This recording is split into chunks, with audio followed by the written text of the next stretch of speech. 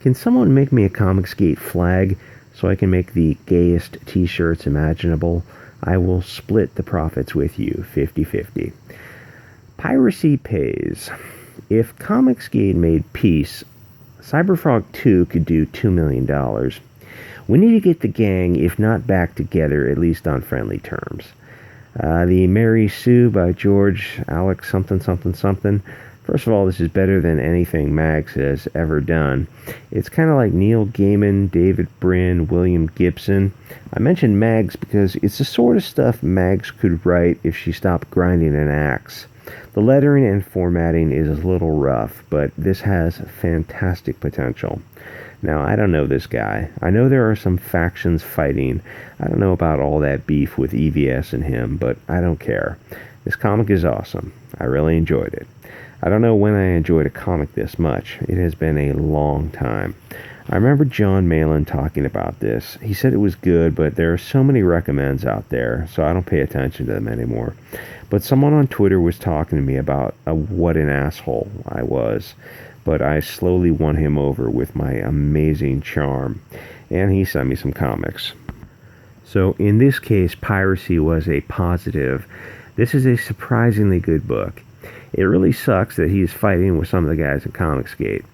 If we could stop fighting like cranky little bitches, we could be promoting fun books like this.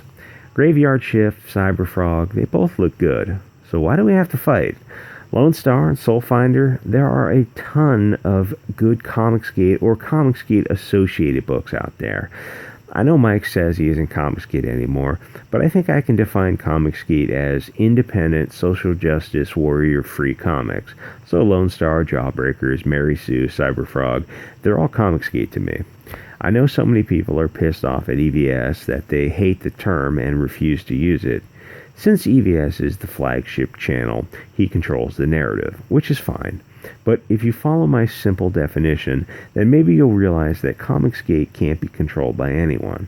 Think back to the early days when Zach got this ball rolling. Comicsgate is open to everyone who is tired of SJWs like Mark Waid and his douchebaggery. If you don't know who Mark Waid is, he is an obese soy boy writer who has Trump derangement syndrome and who really hates the beautiful people of the light. He writes socialist propaganda, hoping he can kill another 100 million people. But he really hates the customers so much. It's this bizarre elephant in the room. Nobody wants to talk about it when you hate the customers. Because when you mention it, they call you istophobic for daring to point it out.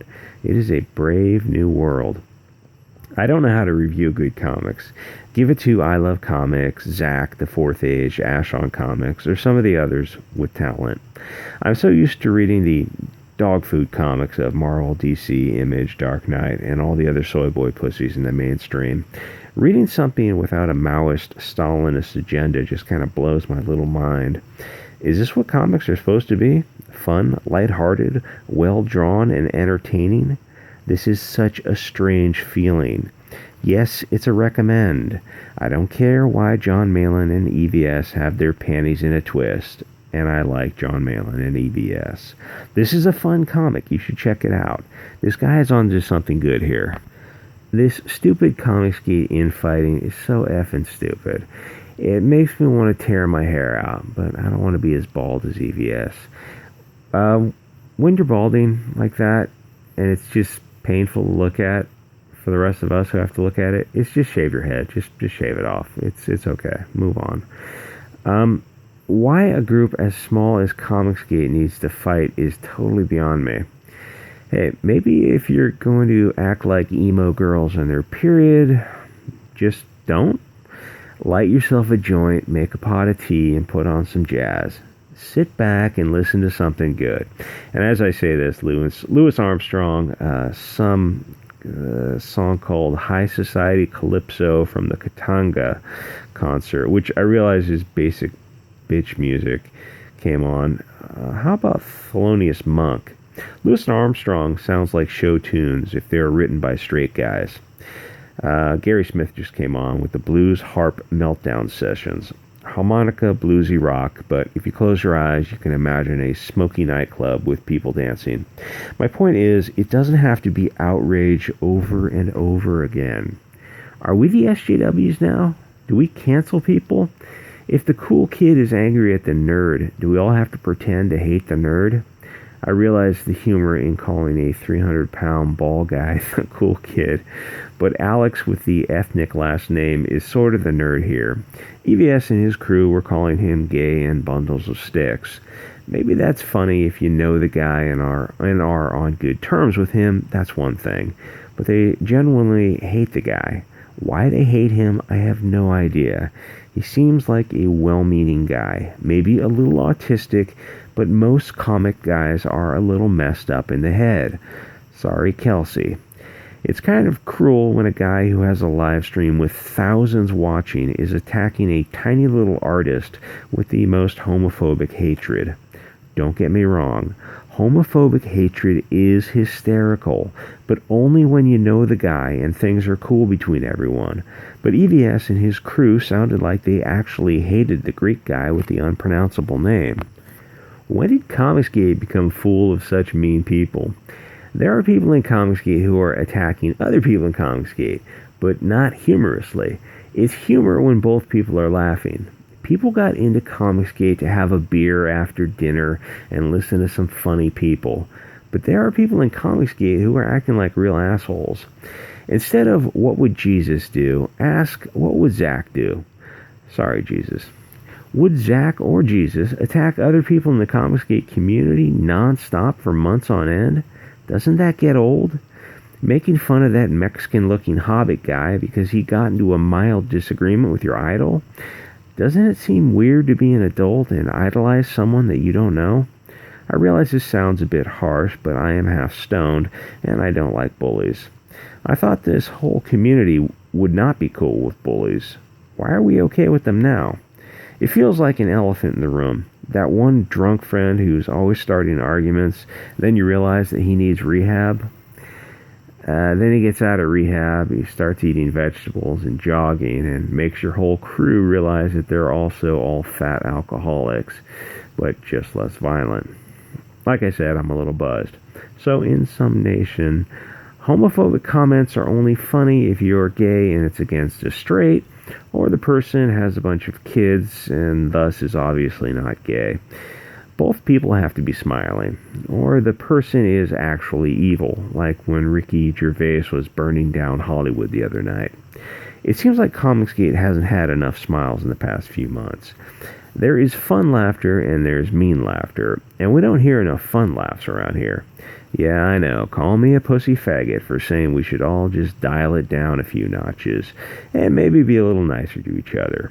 Me and the other pussies should just get out of Comicsgate if we can't play with the big dogs. Well, I don't know how to break it to you, but a lot of people who like comics aren't here to fight. Sparring is hard work. A lot of people just want to relax. I can read a Mark Waid piece and admire the well-crafted prose, the careful, delicate turn of phrase. He included a few words of poetry in his last comic. It was so smoothly done, it fit the story perfectly. Doesn't make any Mark Waid any less liable for tortious interference or defamation. He is still an adult with the emotional balance of a hungry toddler, but when he is well fed and fresh from a nap, he can write well.